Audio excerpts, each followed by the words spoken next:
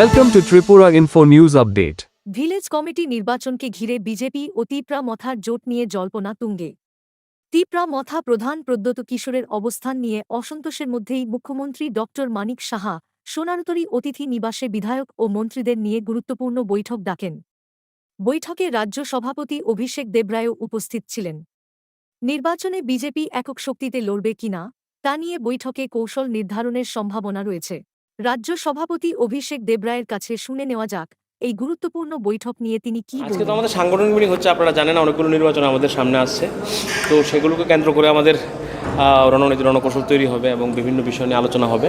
মূলত সাংগঠনিক বিষয় আপনাদের ভিসি ইলেকশন আসছে আমাদের, প্লাস আমাদের নগর পঞ্চায়েত, মিউনিসিপ্যাল কাউন্সিল, কর্পোরেশনের ইলেকশন আসছে। তো সমস্ত নেতৃত্ব নিয়ে আলোচনা হবে কীভাবে কী করা যায়, আগামী দিন পার্টিকে শক্তিশালী করতে গেলে যা যা প্রয়োজন এগুলো নিয়ে আলোচনা হবে এবং ভিসি ইলেকশনের প্রতি আমাদের নজর থাকবে।